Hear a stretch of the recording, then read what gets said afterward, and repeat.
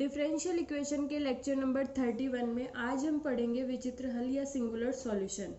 अभी तक हमने जो पढ़ा वो जनरल सॉल्यूशन था, जितने भी तरीके पढ़े वो जनरल सॉल्यूशन को फाइंड आउट करने के लिए थे, लेकिन आज हम पढ़ेंगे विचित्र हल क्या होता है और इसको फाइंड आउट करने का मेथड क्या है। तो सबसे पहले हम इसकी डेफिनेशन देखते हैं। तो किसी भी अवकल समीकरण का वह हल जो उसके व्यापक हल में स्वेच्छ अचर का विशिष्ट मान देने पर प्राप्त नहीं होता, उसको अवकल समीकरण का विचित्र या सिंगुलर सॉल्यूशन कहते हैं। इसका क्या मतलब हुआ, हम जो है किसी भी इक्वेशन का जनरल सॉल्यूशन निकालते हैं, उसमें जो है कांस्टेंट होते हैं उसकी इक्वेशन के ऑर्डर के बराबर। तो अगर आप वहाँ कांस्टेंट्स की वैल्यू पुट कर दो तब भी आपके पास जो सॉल्यूशन आएगा वो क्या होता है, particular solution.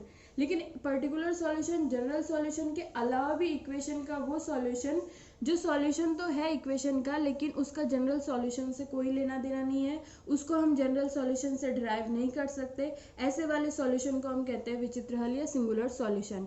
A solution which cannot be derived from the general solution but is still a solution of the given differential equation is called singular solution। ये जो है हमारी इसकी डेफिनेशन है। अब हम जो है सिंगुलर सॉल्यूशन को फाइंड आउट करने के मेथड पढ़ते हैं। तो इसके दो मेथड है। पहला जो मेथड हम पढ़ रहे हैं ये है अवकल समीकरण के व्यापक हल जनरल सॉल्यूशन से। यदि आपको differential equation given differential equation का जनरल सॉल्यूशन पता है तो उस केस में जो है हम उसका सिंगुलर सॉल्यूशन कैसे निकालते हैं, इस पे हमारा फर्स्ट वाला मेथड है। तो फर्स्ट वाला मेथड क्या कहता है, अगर आपकी गिवन डिफरेंशियल इक्वेशन है उसको हमने मान लिया phi of X Y D Y और D X is equal to 0। अगर आपकी इक्वेशन डिफरेंशियल इक्वेशन है तो उसमें x होगा, y होगा, dy और dx होगा। ये हमारी क्या होगी, गिवन डिफरेंशियल इक्वेशन। इसका हमने जनरल सॉल्यूशन निकाल लिया। इसके जनरल सॉल्यूशन किसका फंक्शन होगा, x y और कांस्टेंट का। ये इसका जनरल सॉल्यूशन हो गया। तो अगर आप जो है, एक तो आपके पास जनरल सॉल्यूशन वाली इक्वेशन गिवन है function of X Y C constant is equal to 0, और दूसरी इक्वेशन जो है आप जो आपका जनरल सॉल्यूशन है उसका आप पार्शियल डिफरेंशिएशन कर दो सी के रिस्पेक्ट में, उससे आपको जो इक्वेशन प्राप्त होगी वो आपकी क्या हो जाएगी, दूसरी इक्वेशन। जो जनरल सॉल्यूशन है और जो पार्शियल डिफरेंशिएशन करने पे जो मिली इक्वेशन, इन दोनों में से हम क्या करते हैं, सी को एलिमिनेट कर देते हैं। उससे हमें जो फंक्शन मिलेगा वो किस में होगा, एक्स और वाई में। जो फंक्शन हमें मिलेगा यहाँ से सी को एलिमिनेट करने पे उसको हम कहते हैं सी विवेचक या सी डिस्क्रिमिनेंट। तो यदि आपका सी डिस्क्रिमिनेंट जो किसका फंक्शन है, एक्स और वाई का, ये यदि गिवन डिफरेंशियल इक्वेशन को सेटिस्फाइड भी करता है तो ये गिवन डिफरेंशियल इक्वेशन का क्या हो जाएगा, विचित्र हल। ठीक है, ये हमारा क्या हो गया, फर्स्ट वाला मेथड। हमें क्या करना है, पहले जनरल सॉल्यूशन निकालना है, उसमें जो है उस जनरल सॉल्यूशन का कांस्टेंट के रिस्पेक्ट में पार्शियल डिफरेंशिएशन करना है। दो इक्वेशन हो जाएगी, एक तो जनरल सॉल्यूशन और दूसरा जो है पार्शियल डिफरेंशिएशन करने पे जो इक्वेशन हमें मिली, दोनों में से हम कांस्टेंट को एलिमिनेट कर देंगे और जो फंक्शन मिलेगा वो हमारा क्या होगा, सी विवेचक या सी डिस्क्रिमिनेंट। इसको जो है हम इक्वेशन में पुट करके देख लेंगे। अगर वो इक्वेशन को सेटिस्फाइड करता है तो वो उस इक्वेशन का क्या हो जाएगा, सिंगुलर सॉल्यूशन। इसको और ज़्यादा क्लियर समझने के लिए हम एक एग्जाम्पल लेते हैं। तो हमने एग्जाम्पल लिया है, दी गई अवकल समीकरण के व्यापक हल और विचित्र हल। आपको जनरल सॉल्यूशन और सिंगुलर सॉल्यूशन जो है वो फाइंड आउट करने हैं। तो हमारी इक्वेशन क्या है, y is equal to P X plus P square. अब हमें पता है ये हमारी जो गिवन डिफरेंशियल इक्वेशन है ये क्लैरेट की फॉर्म में है, और क्लैरेट की फॉर्म में अगर ये इक्वेशन है तो इसका जनरल सॉल्यूशन क्या होगा, हम इक्वेशन में जो है p is equal to C put कर देंगे। तो हमारा जो जनरल सॉल्यूशन है वो क्या हो जाएगा, y is equal to C X plus C square. ये हमारा जनरल सॉल्यूशन हो गया। मेथड क्या कहता है, आप अपने जनरल सॉल्यूशन का पार्शियल डिफरेंशिएशन कर दो कांस्टेंट के रिस्पेक्ट में। तो हम हमारे जनरल सॉल्यूशन इक्वेशन 1 का पार्शियल डिफरेंशिएशन कर रहे हैं सी के रिस्पेक्ट में। तो ये क्या हो जाएगा, यहाँ पर y का हो जाएगा 0। यहाँ पे मैंने इनको इक्वेशन के एक तरफ ले लिया तो ये सी एक्स माइनस का सी एक्स हो गया। इसका करेंगे तो x as it is C का 1 हो जाएगा और 2c का सी स्क्वायर का क्या होगा, 2c इज इक्वल टू 0। ये हमारे पास जो इक्वेशन आई, यहाँ से हम क्या करते हैं, सी की वैल्यू निकालते हैं। यहाँ से हमारी सी की वैल्यू हो जाएगी माइनस एक्स बाई 2। इसको जो है हम हमारे जनरल सॉल्यूशन में ले जाके पुट कर देते हैं। तो हमारा जो सॉल्यूशन है वो क्या हो जाएगा, y is equal to C की जगह minus X by 2 into X plus C square की जगह एक्स स्क्वायर बाई 4। इसको हम सॉल्व कर लेते हैं। तो हमारे पास क्या होगा, 4 हमने एलसीएम लेके क्रॉस मल्टीप्लिकेशन कर दिया, ये 4 टाइम y हो गया इज इक्वल्स टू, यहाँ पे हमारा क्या होगा, 2x x square minus x square ऊपर से एलसीएम में 4 आया था इसलिए ये 2 इससे मल्टीप्लाइड हो जाएगा, minus 2x square plus x square. इसको और सॉल्व करेंगे तो हमारे पास क्या आएगा, यहाँ पे माइनस का एक्स स्क्वायर होगा, इसको इक्वेशन के इधर लेके जाएंगे तो हमारे सॉल्यूशन क्या मिलेगा, X square plus 4y is equal to 0। ये इसका क्या हो गया, सिंगुलर सॉल्यूशन। आप जो है रफ में इसको सॉल्व करके ये देख सकते हो ये इस इक्वेशन को सेटिस्फाई कर रहा है या फिर नहीं कर रहा। अगर ये इसको सेटिस्फाई कर रहा है, मैंने चेक कर लिया, आप जो है आप भी रफ में चेक करके फिर यहाँ से ये क्या हो जाएगा, सिंगुलर सॉल्यूशन। ये हमारा मेथड फर्स्ट है जिसमें हमने क्या किया, जनरल सॉल्यूशन से सिंगुलर सॉल्यूशन डिराइव किया है। तो जनरल सॉल्यूशन की हेल्प से सिंगुलर सॉल्यूशन को हमने निकाला है, लेकिन ये जनरल सॉल्यूशन के अलावा सॉल्यूशन है, तो ये क्या हमारा हो गया, सिंगुलर सॉल्यूशन। इसके बाद जो है मेथड सेकंड पढ़ते हैं। सेकंड वाला मेथड जो है वो हमें डिफरेंशियल इक्वेशन का सिंगुलर सॉल्यूशन देता है उस केस में जब हम इक्वेशन से डायरेक्ट जो है वो सिंगुलर सॉल्यूशन निकाल सकते हो।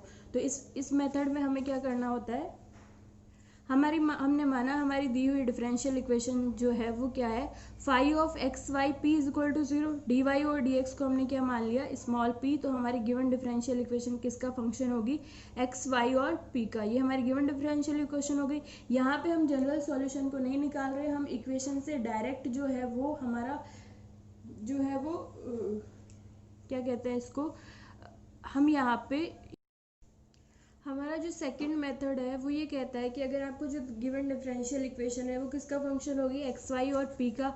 ये इक्वेशन एक होगी। दूसरी इक्वेशन प्राप्त करने के लिए हम क्या करेंगे, इक्वेशन 1 जो हमारा गिवन डिफरेंशियल इक्वेशन है इसका हम पार्शियल डिफरेंशिएशन कर देंगे पी के रिस्पेक्ट में, तो हमें ये सेकंड इक्वेशन मिल जाएगी। अब हम क्या करेंगे, इक्वेशन 1 और सेकंड इन दोनों इक्वेशन में से हम पी को एलिमिनेट कर देंगे।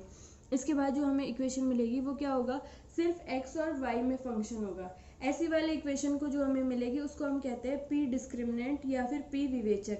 और यदि ये इक्वेशन जो हमें लास्ट में रिसीव हो रही है ये दी हुई डिफरेंशियल इक्वेशन को सेटिस्फाई भी कर रही है, तो इसको हम क्या कहेंगे, दी हुई डिफरेंशियल इक्वेशन का सिंगुलर सॉल्यूशन। तो आपको क्या करना है, सिर्फ अपनी गिवन डिफरेंशियल इक्वेशन है एक और दूसरा उसका पार्शियल डिफरेंशिएशन करके दूसरी इक्वेशन मिल जाएगी। दोनों में से हमें पी को एलिमिनेट करना है। जो फंक्शन आ रहा है उसको एक बार चेक करना है कि वो गिवन इक्वेशन को सेटिस्फाई कर रहा है क्या। यदि वो सेटिस्फाई कर रहा है तो वही हमारा क्या हो जाएगा, सिंगुलर सॉल्यूशन। इसको और ज़्यादा क्लियर समझने के लिए हम इस पर एक एग्जाम्पल ले लेते हैं। क्वेश्चन हमारा यह है, अवकल समीकरण का व्यापक हल जनरल सॉल्यूशन और विचित्र हल सिंगुलर सॉल्यूशन ज्ञात कीजिए। तो इसको जो है हमारी गिवन डिफरेंशियल इक्वेशन है 3y is equal to 2px minus 2p square X. मैं जो है आपको पहले जो हमने अभी मेथड पढ़ा वो बता देती हूँ। अगर हम इस इक्वेशन का मेथड क्या कहता है, एक इक्वेशन तो हमारे पास ये हो गई गिवन डिफरेंशियल इक्वेशन।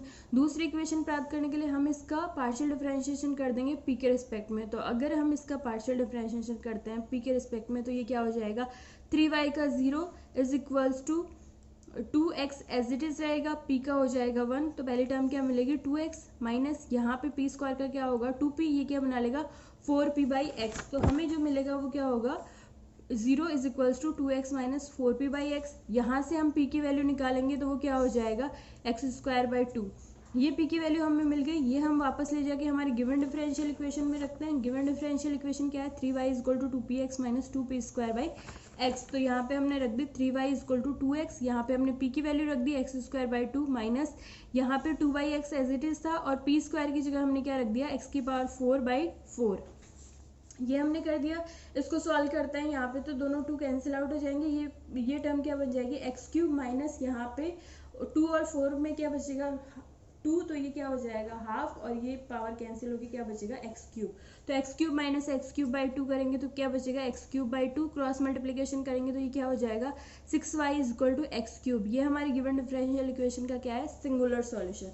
तो आपका जो मेथड सेकंड है वो तो एग्जैक्टली ये है, लेकिन अगर आपके एग्जाम में आता है और आपके क्वेश्चन में लिखा हुआ है कि आपको अवकल समीकरण का जनरल सॉल्यूशन भी निकालना है और उसका सिंगुलर सॉल्यूशन भी निकालना है, तो उस केस में हम दूसरा मेथड यूज करते हैं। ये मेथड ये है, सेकेंड वाले मेथड को इस तरह से यूज़ करना है। सबसे पहले हमने गिवन डिफरेंशियल इक्वेशन लिख ली। इसका जो है हम ये y के लिए सॉल्वेबल है तो इसका हम डिफरेंशिएशन कर देते हैं x के रिस्पेक्ट में। क्योंकि ये हम क्यों कर रहे हैं, क्योंकि हमें विचित्र हल के साथ साथ इसका व्यापक हल भी निकालना है, इसलिए हमने क्या किया, इसका x के रिस्पेक्ट में डिफरेंशिएशन कर दिया। 3y क्या हो जाएगा, 3dy और dx, इसको हम क्या लिख सकते हैं, 3p is equal to 2px में सबसे पहले हमने 2p को एज इट इज रखा, x का किया 1 हो गया, प्लस आगे वाले टर्म में 2x को एज इट इज रखा, p का किया dp और dx हो गया, प्लस आगे वाले टर्म में जो है हमने 2p² को एज इट इज रखा, माइनस 1/x का किया तो क्या होगा, प्लस 1/x² 2p² माइनस यहाँ पे आगे वाले टर्म में हमने 2/x को एज इट इज रखा और p² का किया तो 2p, ये इसको क्या बना लेगा 4p/x, और यहाँ पे p का कर रहे हैं इसलिए dp और dx, ये हमारा हो गया। यहाँ तक होने के बाद हमने क्या किया, इन सबको इक्वेशन के दूसरी तरफ लेके गए, p वाली टर्म को एक तरफ कर लिया और dp और dx वाली टर्म को एक तरफ कर लिया। तो यहाँ पे आप देखिए 3p माइनस 2p, तो क्या बचेगा p, वो हमने यहाँ पे कॉमन ले लिया तो हो गया 1, माइनस आगे जो है हमने आगे वाली टर्म में ये है 2p²/x², इक्वेशन के उधर जाएगा तो माइनस हो जाएगा, p बाहर निकालेंगे तो यहाँ पे क्या बचेगा 2p और x²। आगे वाली टर्म में जो है इनको हम इक्वेशन की दूसरी तरफ ले गए, ये माइनस का हो गया, ये प्लस का हो गया, हमने इसमें से 2x और dp और dx पूरा कॉमन ले लिया तो ये क्या हो जाएगा 1, और ये उधर प्लस का है तो माइनस कॉमन ले रखा है बाहर, इसलिए अंदर क्या रहेगा ये माइनस का, और यहाँ पे हमने 2 कॉमन ले लिया तो अंदर क्या बचा 4 में से 2, और p एज इट इज रहा, x हमने कॉमन लिया वो इसमें है नहीं ऊपर, तो ये क्या हो जाएगा x² इज इक्वल टू 0। अब इन दोनों में से हमने 1 माइनस 2p/x² फैक्टर कॉमन ले लिया तो यहाँ पे क्या बचा p, और यहाँ पे माइनस 2x dp और dx इज इक्वल टू 0। तो जो है अब हम पहले क्या करते थे, जो ये p वाला फैक्टर है इसको हम छोड़ देते थे क्योंकि ये हमें सिंगुलर सॉल्यूशन देता है और ये हमें जनरल सॉल्यूशन देता है। तो जो जनरल सॉल्यूशन के लिए है हम dp और dx वाला फैक्टर ले लेते हैं। तो dp और dx क्या है, p माइनस 2x dp और dx इज इक्वल टू 0। इसको हमने क्या किया, सेपरेशन ऑफ वेरिएबल लगा दिया, dx ओवर x हो गया, -2 को यहीं रहने दिया, dp और p हो गया इज इक्वल टू 0। इंटीग्रेशन कर दिया, ये क्या हो गया log x माइनस dp और p क्या हो गया log p is equal to log c। यहाँ पे हमने इस 2 को पावर में भेज दिया, ये p² हो गया, log a minus log b is equal to log of a/b वाले फॉर्मूले से ये क्या हो जाएगा log of x/p² is equal to log of c। यहाँ से कंपेयर किया तो x/p² किसके इक्वल है, c के इक्वल, यहाँ से p² की वैल्यू निकाली तो वो क्या होगी x/c।